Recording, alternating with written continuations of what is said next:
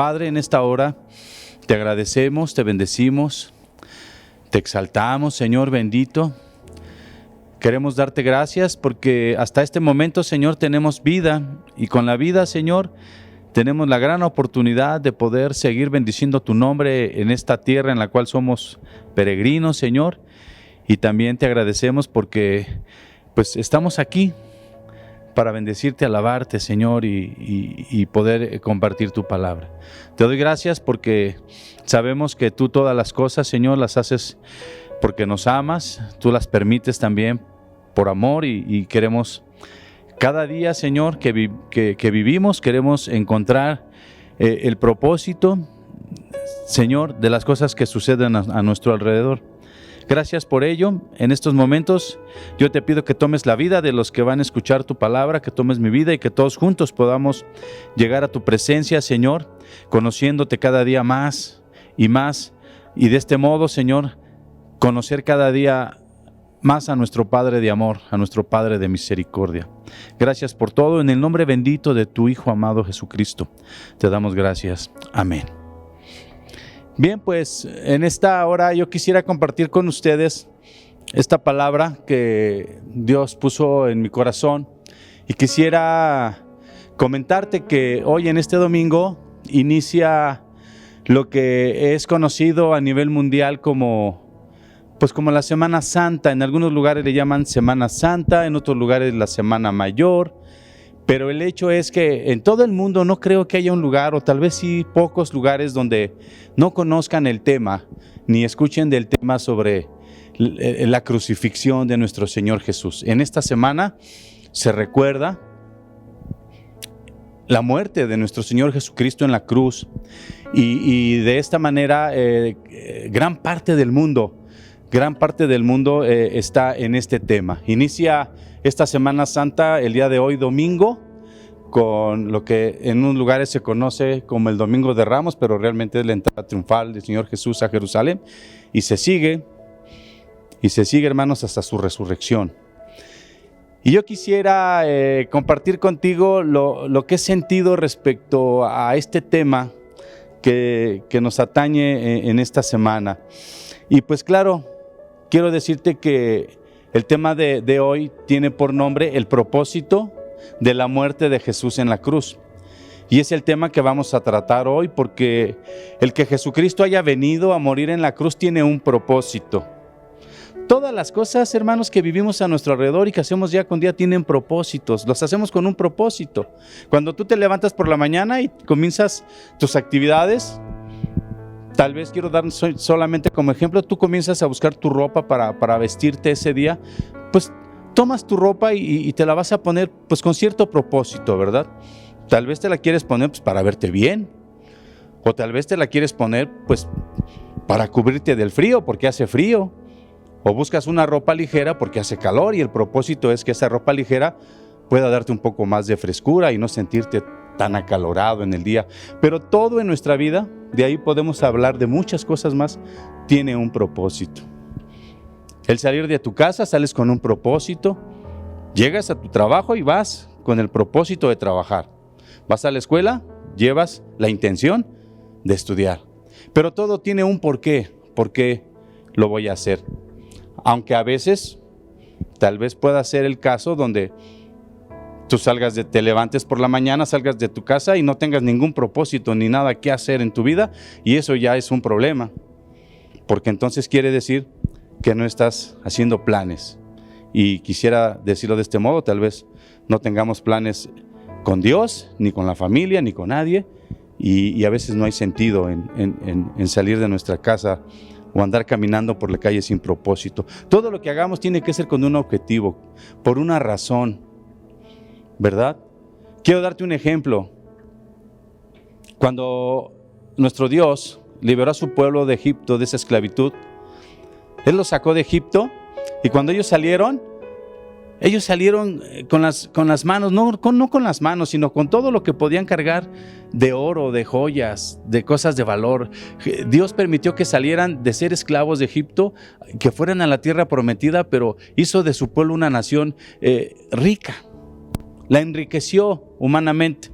con oro, con plata, con piedras preciosas. Pudieron tomar todo lo que ellos quisieron y se lo llevaron. Iban enriquecidos.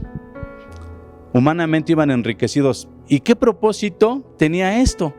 También tenía un propósito. Aparte de que fueran libres de la esclavitud, el permitirles que fuera una nación rica, y que ahora es la nación más rica y poderosa del mundo, en riquezas, influyente en todo el mundo, la nación de Israel.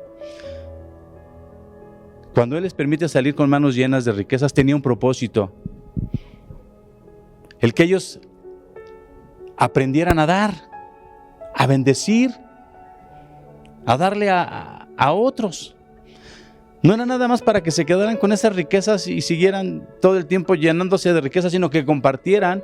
Y fue entonces cuando Dios les dijo: van a edificar un tabernáculo en mi honor, para que yo ahí les visite, que sea un lugar de adoración. Y Dios diseñó un tabernáculo, un lugar, hermanos, precioso, lleno de oro, de cosas hermosas, de piedras preciosas. Después, cuando se hizo el templo, por igual, el pueblo tenía que dar para edificar ese templo. Y el Señor les dijo: de todo eso que ustedes tienen, van a dar sus diezmos, van a dar las primicias de sus riquezas. Ese era un propósito de Dios al permitir que ellos tuvieran y salieran con tanta riqueza de Egipto.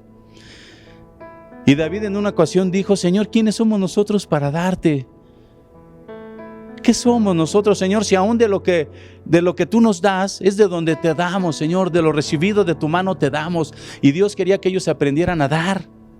El propósito de que esta nación, que era esclava en Egipto, se enriqueciera y pasara a ser la nación más poderosa y rica hasta este momento en el mundo, era que ellos aprendieran a dar.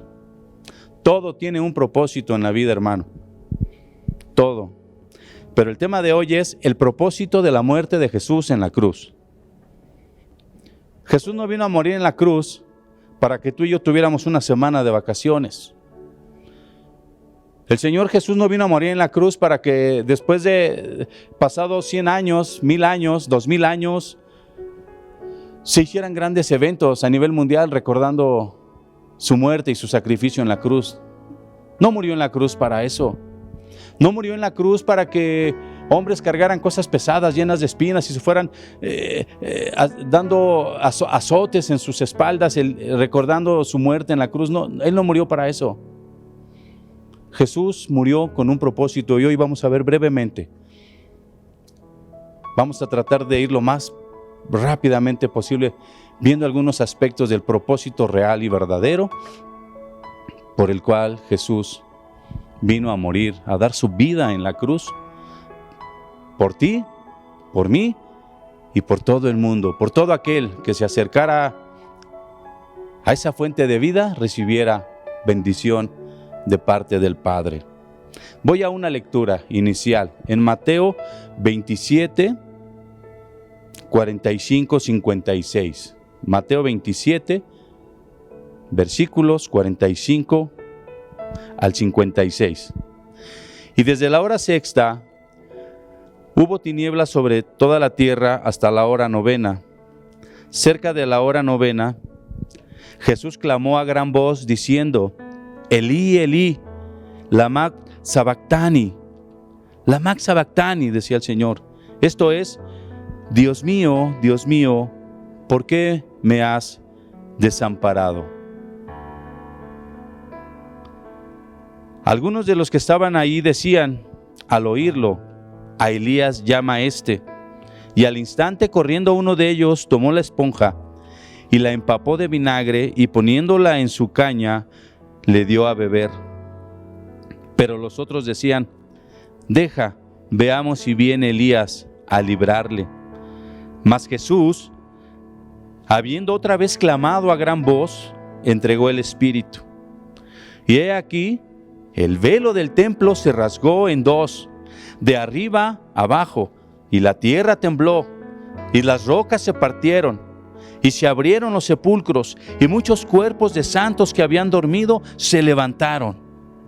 Y saliendo de los sepulcros, después de la resurrección de él, vinieron a la santa ciudad y aparecieron a muchos. Este acontecimiento es parte de lo que sucedió en esta semana conocida como la Semana Santa, en aquel tiempo en el cual Jesucristo había llegado, el tiempo en el cual tenía que ser crucificado.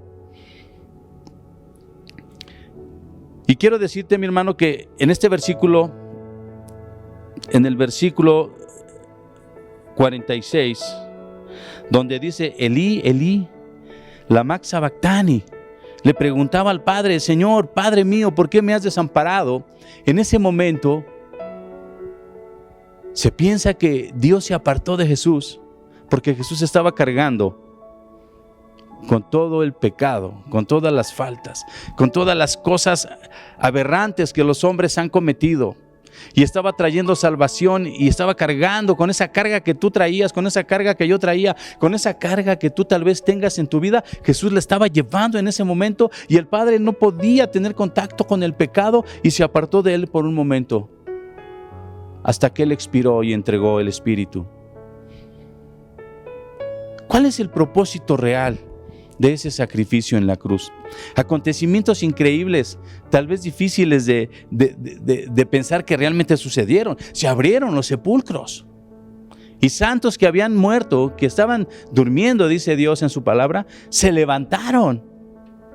Y después de que Jesús resucitó al tercer día, después de haber muerto, también estos santos que habían sido resucitados en ese momento, cuando Jesús murió, se presentaron ante las personas en Jerusalén. Cosas que tú dices, no puede ser, pero yo te digo, sí puede ser. Pero vamos a ir viendo cosas interesantes sobre el propósito de la muerte de Jesús en la cruz. Una de ellas es, la muerte de Jesús, hermano, nos abre camino a la presencia de Dios. La muerte de Jesús nos abre camino a la presencia de Dios, y quiero decirte que abrir camino, hermano, no es fácil. Abrir un camino es difícil, es lo más difícil que hay. Cuando se va a abrir un camino a través de las montañas, se hace un trabajo arduo, pesado, peligroso. Están construyendo una carretera a través de esas montañas para que después de ello, cuando ellos terminen, miles y miles y millones de personas puedan transitar en sus vehículos a través de ese camino que costó un trabajo, hermano, extraordinario.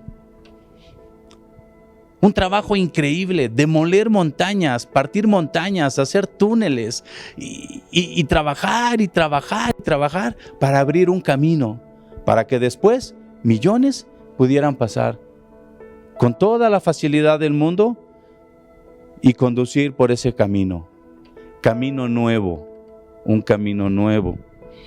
La muerte de Jesús nos abre un camino hacia la presencia de nuestro Dios. El hombre estaba, hermano, desconectado totalmente de Dios. El hombre había sido reprobado en todas las pruebas que Dios le había dado para obtener salvación. El hombre había fallado, siempre había fallado el hombre, y Dios no encontró otra manera más que decir: doy a mi Hijo Jesucristo como un sacrificio único, verdadero y eficaz, para que los hombres puedan tener entrada al reino de los cielos, a mi presencia. Para que sus pecados y sus faltas sean perdonadas, es necesario que mi único Hijo Jesús muera en la cruz, derrame su sangre en la cruz por ellos, y entonces aceptaré ese sacrificio de salvación para poder volver a aceptar al hombre en mi presencia. Jesús abrió un camino, hermano. Difícil abrir camino.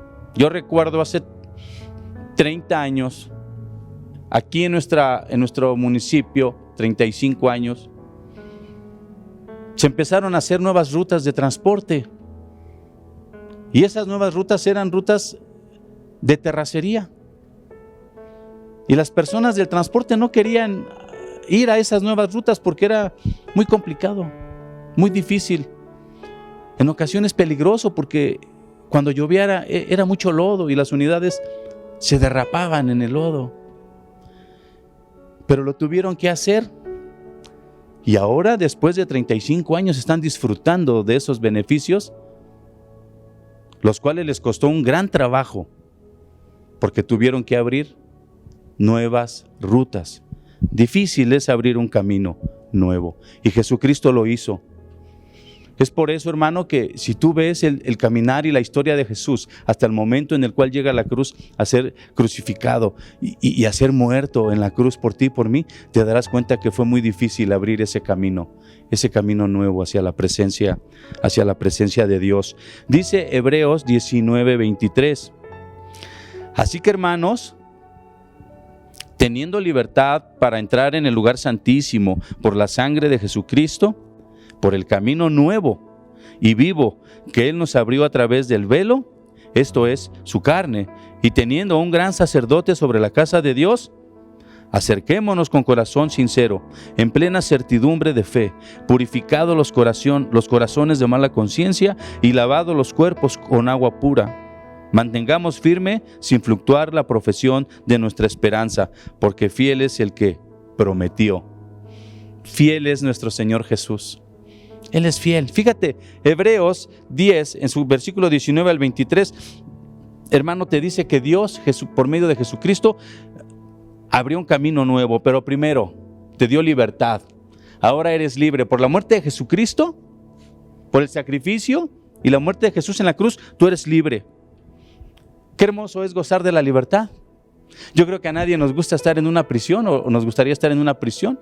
Las personas que han pasado por una experiencia de ese tipo, la mayoría de ellos dicen, ya no quiero regresar a ese lugar, porque es un lugar frío, peligroso, es un lugar incómodo. Ya no quiero regresar a una prisión. Y yo creo que a todos nos gusta disfrutar de la libertad. Y quiero decirte que por medio de Jesucristo, por medio de su muerte en la cruz, tú eres libre. Primero tú eres libre. Después de ello, mi hermano, mi amigo, después de que ahora tú eres libre por esa muerte de Jesús en la cruz, tú puedes caminar por un camino nuevo, no una brecha, no un camino empedrado, un camino nuevo, hermano. Quisiéramos que todas las carreteras de nuestro municipio estuvieran nuevas, de nuestro país que estuvieran nuevas, pero no es así. Hay unos caminos difíciles, llenos de baches, de hoyos, de topes, de cosas difíciles de transitar. Pues Jesús, hermano, te hizo un camino nuevo, como si estuviera recién hecho, asfaltado. Vas pasando, hermano, por ese camino de bendición, porque Jesús te dio libertad, porque Jesús te ha dado un camino nuevo, y esto es porque ahora tienes un sacerdote sobre la casa de Dios, un sumo sacerdote sobre la casa de Dios, y ese es Jesucristo. ¿Qué quiere decir esto? Que Jesús hizo una obra perfecta en la cruz del Calvario para que tú, hermano, ahora tengas un camino nuevo hacia la presencia de Dios. Qué hermoso es saber que podemos llegar a ese lugar, hermanos, de misericordia. Cuando el velo se rasgó, cuando Jesús murió y el velo del templo se rasgó, el lugar santo se unió con el lugar santísimo. En el lugar santísimo, hermano, solamente podría entrar el sumo sacerdote. El sumo sacerdote era una persona extremadamente preparada. Tenía que ser una persona extremadamente limpia, santa. Hacer las cosas con toda la precisión que Dios marcaba en su ley para que él pudiera entrar una vez al año al lugar santísimo. Y en el lugar santo podían entrar los demás sacerdotes. Demás personas podían entrar al lugar santo, pero el lugar santísimo era una zona exclusiva. Solamente para el sumo sacerdote, y esto era una vez al año.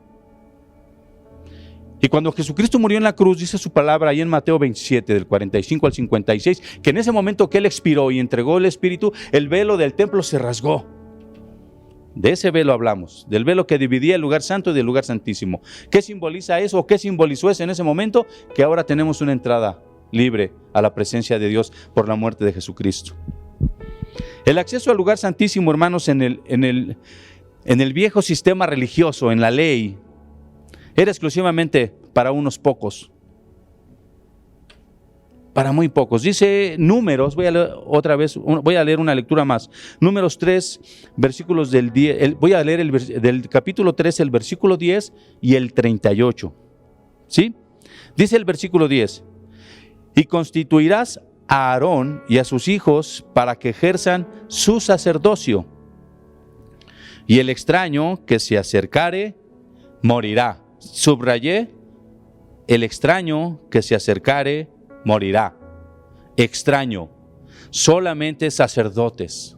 Al lugar santísimo solamente el sumo sacerdote. Dios estaba instituyendo en este momento el sacerdocio de Aarón y de sus hijos para que fueran exclusivos, hermanos, de entrar a la presencia de Dios. Y dice Dios en este versículo, el extraño que se acercare morirá. Y dice el versículo 38, los que acamparán, hablando de los sacerdotes, los que acamparán delante del tabernáculo al oriente, delante del tabernáculo de reunión al este, serán Moisés y Aarón y sus hijos, teniendo la guarda del santuario en el lugar de los hijos de Israel. Y vuelve a decir en el versículo 38, y el extraño o el extraño que se acercare morirá. ¿Qué quiere decir esto? Que era un grupo muy selecto, un grupo muy pequeño, comparado con los miles, millones de israelitas que estaban en ese tiempo. Eran poquitos los que tenían acceso a ese lugar santísimo, a ese lugar de la presencia de Dios. Ahora hablas de millones. Si esto fuera en la actualidad, millones y millones y millones de personas exentos de entrar a ese lugar, a ese santuario, ese lugar santísimo, a la misma presencia de Dios. Pero cuando Jesús murió en la cruz, rompió, hermanos, con eso. Rompió, rasgó el velo. Su sangre derramada en la cruz rasgó el velo que dividía el lugar santísimo del lugar santo, y ahora tú ya no eres un extraño, porque tú y yo como extraños, si nos acercábamos a ese lugar santísimo, íbamos a morir. Y ahora es todo lo contrario.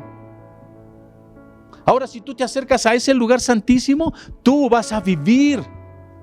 Puedes entrar a ese lugar santísimo. Tú puedes entrar por la muerte de Jesucristo y ese sacrificio que hizo en la cruz. Puedes entrar a ese lugar santísimo y ya no morirás, ahora vivirás. Porque dice el Señor que ahora nosotros vivimos para Él. Aún si morimos, para Él vivimos. Se intercambiaron los papeles. En el antiguo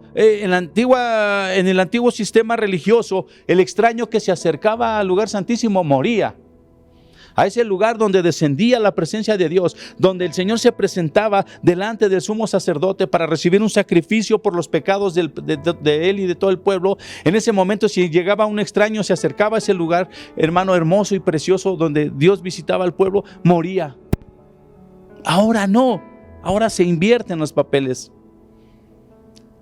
Todos los extraños, todos aquellos que no conocen a Jesús en este momento, todos aquellos que no han recibido a Jesús como su Salvador, todos aquellos que tienen necesidad y están cargando, hermanos, y están llevando cargas pesadas en sus espaldas, pueden acercarse al lugar santísimo y vivirán. No morirán, vivirán. Dios es maravilloso. Este sumo sacerdote se tenía que presentar, hermano. Se tenía que presentar y entrar a ese lugar santísimo total y absolutamente santificado. ¿Qué quiere decir esto? Sin pecado. Si no se presentaba santificado y no cumplía con los detalles precisos que Dios establecía para entrar al lugar santísimo y ver la presencia de Dios, entonces este sumo sacerdote iba a morir al instante.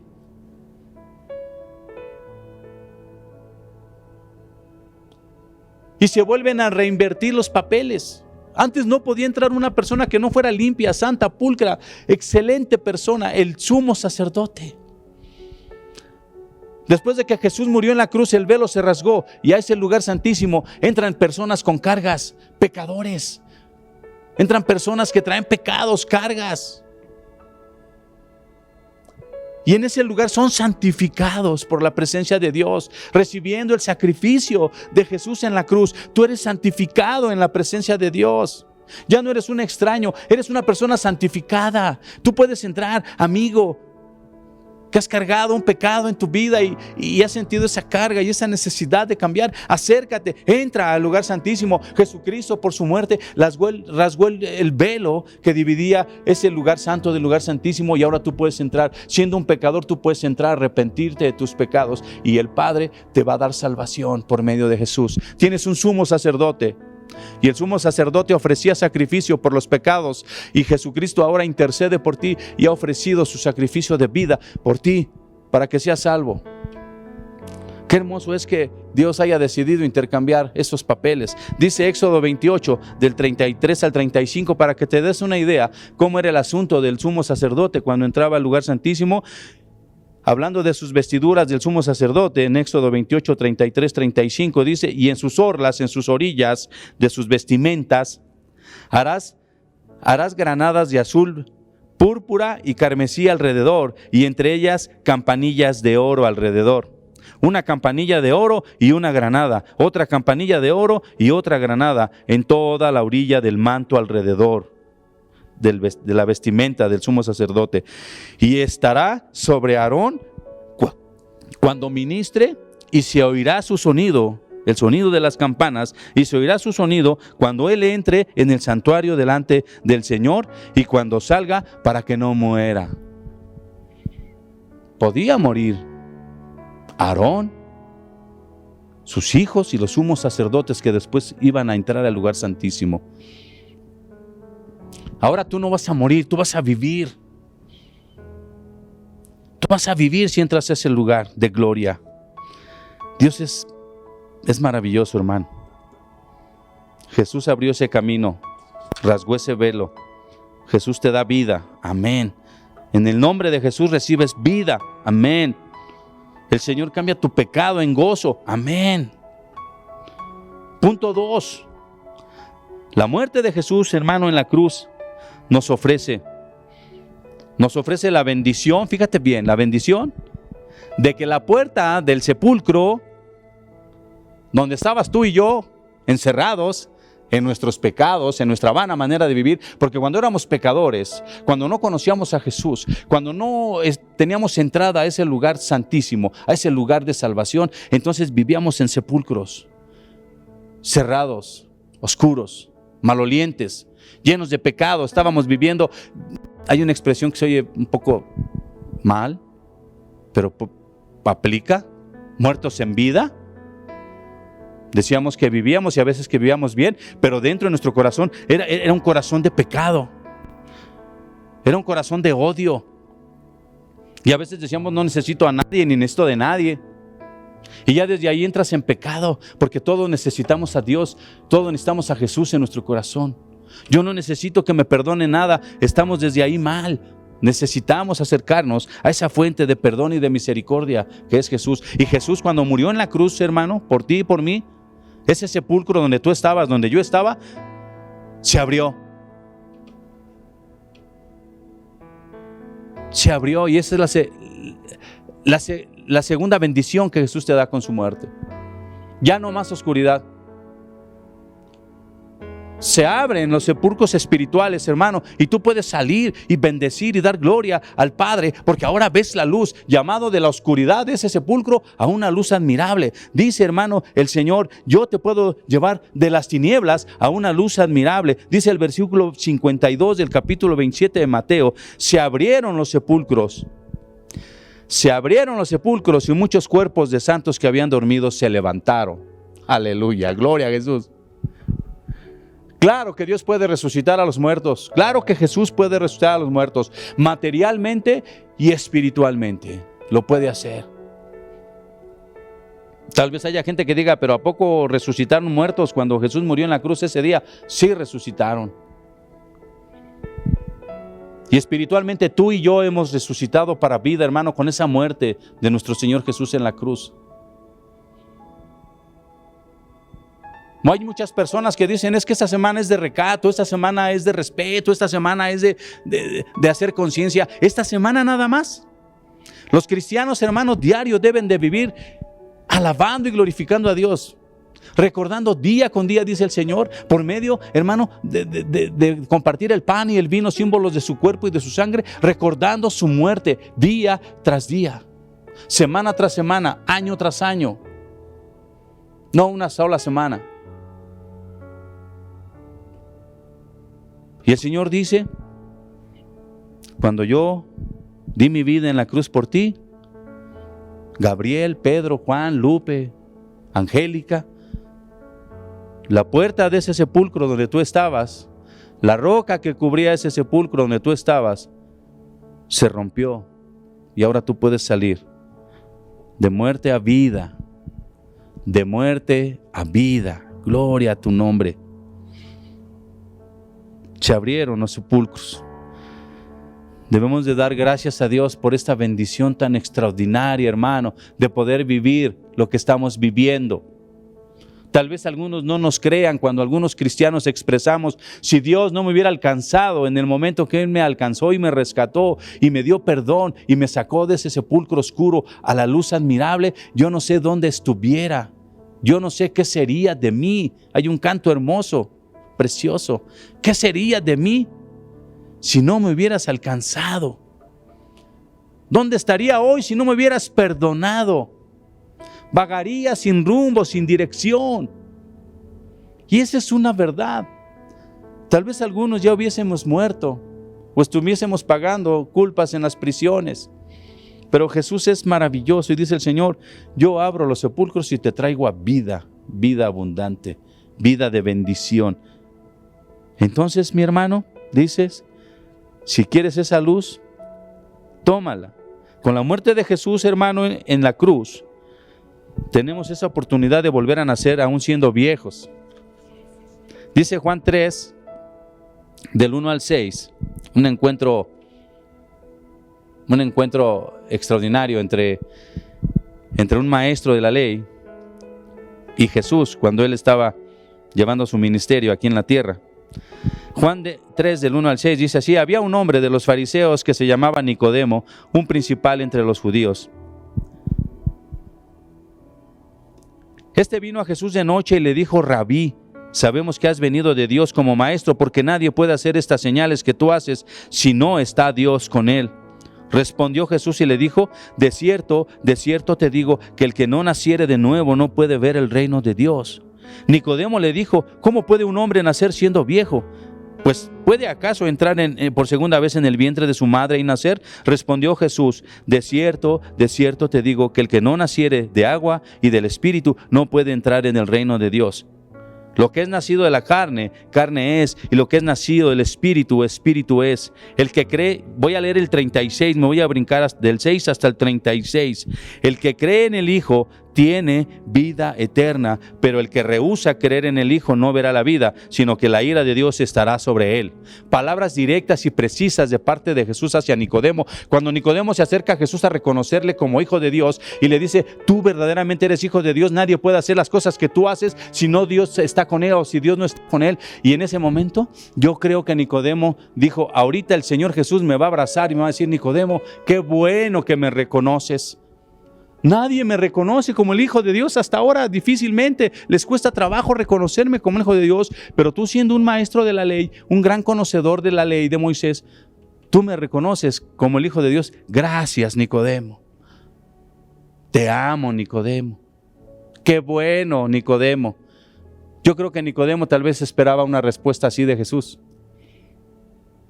Pero Jesús, viendo su corazón, fíjate bien, viendo su corazón, para aquellos que decimos que no necesitamos de Jesús. Pero Jesús, viendo su corazón, su necesidad verdadera interna, le dijo: Nicodemo, te es necesario nacer de nuevo. Nicodemo ha de haber dicho: ¿qué pasó? Yo no venía a eso, yo venía a decirte que te reconozco como Hijo de Dios. No me felicitas, no me agradeces, no sé qué pensaría Nicodemo. Pero Jesús fue directo y le dijo: tú, Nicodemo, necesitas nacer de nuevo. Y se entabla una plática y le dice: no puedo nacer de nuevo, no puedo, siendo viejo, entrar por segunda vez al vientre de mi madre y nacer. Y Jesús le dice: te es necesario nacer de agua y de espíritu. Te es necesario nacer de agua y del espíritu. No puedes entrar al reino de los cielos, no puedes entrar al reino de Dios si no naces de nuevo. Y eso es lo que Jesús hizo cuando murió en la cruz del Calvario: permitirnos nacer de nuevo. Tú necesitas nacer de nuevo, yo necesito nacer de nuevo. Amigo que me escuchas, necesitas nacer de nuevo. Es un cambio de vida. Me han preguntado y te han preguntado a ti alguna vez, mi hermano: oye, ¿qué es eso de ser cristianos?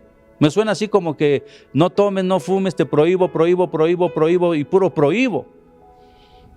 Y yo les he dicho: oye, es que realmente ser cristiano no es eso. Ser cristiano es un estilo de vida maravilloso, en bendición, en crecimiento espiritual primeramente, en crecimiento material, en crecimiento de amor, de familia. El cristianismo no es un mundo de prohibiciones, amigos. El cristianismo es un mundo de bendiciones, es una manera de vivir en bendiciones de parte de Dios. Tú que me estás escuchando, si te sientes muerto espiritualmente, es tu oportunidad para que tú puedas resucitar a la vida eterna, nacer de nuevo. Si te sientes afligido, desconsolado, que no hay respuesta, que no sabes hacia dónde ver, ve hacia ese trono de gloria. Entra al lugar santísimo por medio de la muerte del Señor Jesús en la cruz. Entra al lugar santísimo. Jesucristo rasgó el velo mediante su muerte. Tú puedes volver a nacer, tú puedes resucitar de muerte a vida. Dios es maravilloso. El sacrificio de Jesús, hermanos, también nos ofrece una verdadera manera de vivir. Y esa verdadera manera de vivir, ¿sabes cuál es? Es aquel que vive en paz.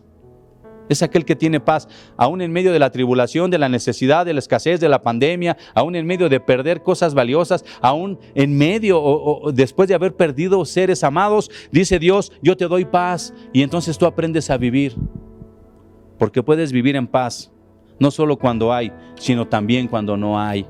No solo cuando estás tranquilo, sino también cuando estás intranquilo o hay algún problema. Dios te dice, tú puedes vivir en paz.